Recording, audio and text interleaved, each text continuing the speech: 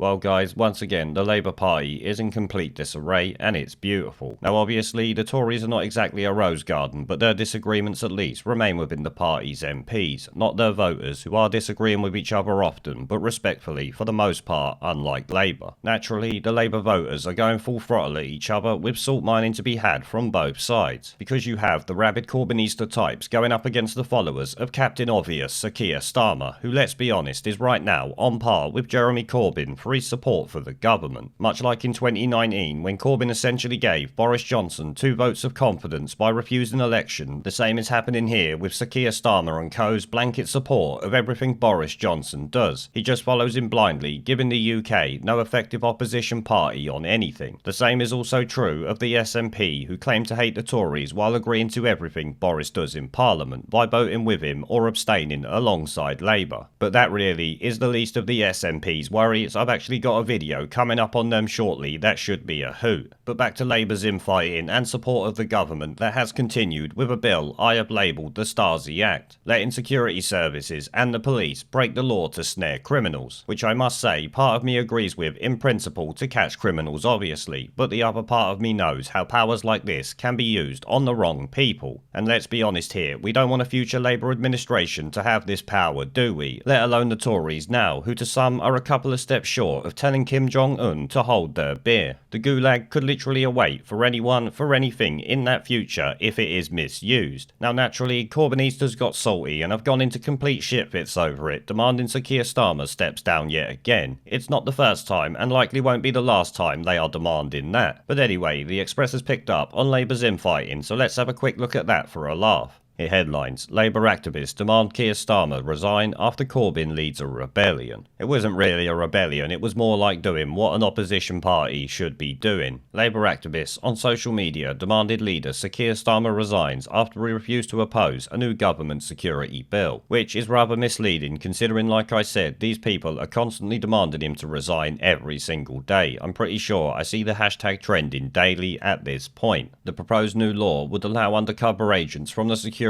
forces or police to commit certain crimes undercover without facing prosecution. It responds to concerns a blanket ban on agents breaking the law could leave them vulnerable to detection from the groups they are infiltrating, which is obviously a legitimate concern, but so is the other side, because you don't want the police and security forces to have more powers than they really need. But to be honest, the bill itself and my thoughts on it are not really important. What really matters is the opposition parties actually being opposition parties and not just being weak pussies that essentially cave in whenever the government wants something. It continues, Sir Keir instructed his MPs to abstain on the motion, which was voted through on Monday night, which seems to be his instruction on absolutely everything the government puts through. Can anyone tell me when was the last time Sir Keir Starmer told his MPs to actually go against something the government wanted? Because I'll tell you now, I'm struggling to remember a time when they did. However it goes on, 18 Labour MPs defied this order and voted against the bill. These included former leader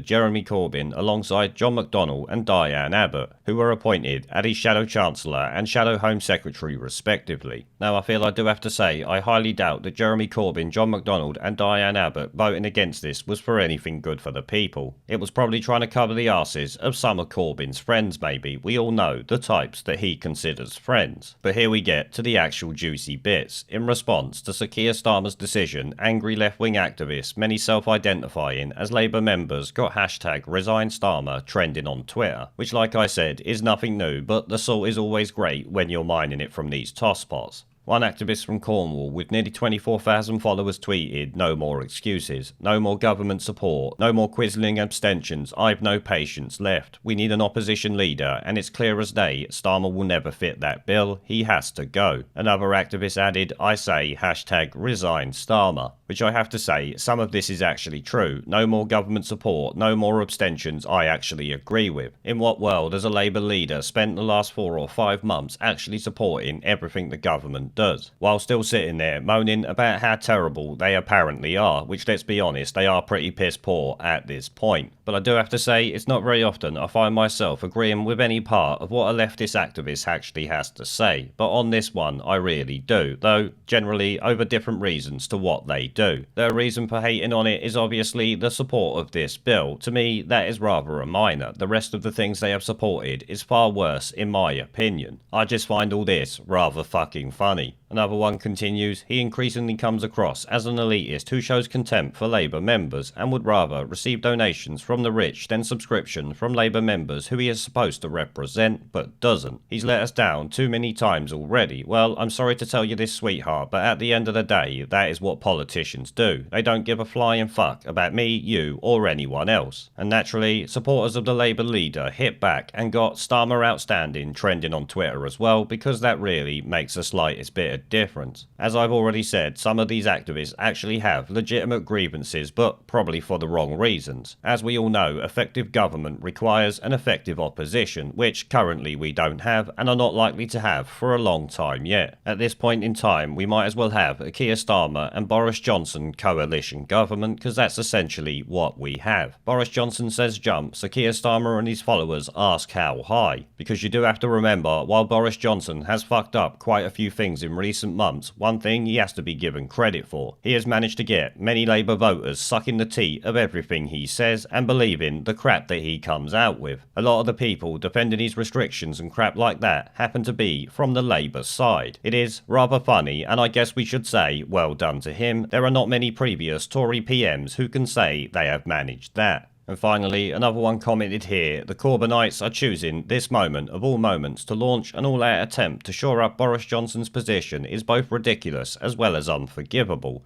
What the actual fuck are you on about there? There is no way in the world the Corbynites are trying to shore up Boris Johnson's position. They just want to get rid of Sir Keir Starmer, who apparently appears to be the lapdog of Boris. Which you don't have to be a Corbyn supporter to have noticed that, because I have noticed it for a good few months now. Like I've already said, good effective government requires good effective opposition. This is something we do not have, and the Houses of Parliament itself is a bit of a limp dick at this point. But aside from the bill itself and the weak opposition, I do have to say it is rather funny that the Labour Party's members are all sitting there attacking each other, and I would expect the MPs are doing it a lot behind closed doors, as they have been for years at this point. I would have to say, no matter how bad the Tory party gets, at the end of the day, the Labour Party, especially under these complete and utter shitweasels, are never going to get in power. And to be honest, that's probably going to be a good thing.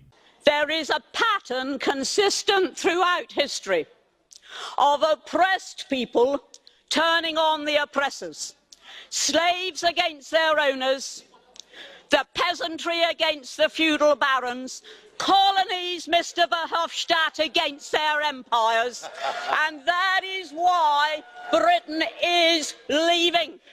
And it doesn't matter which language you use, we are going, and we are glad to be going. We're off.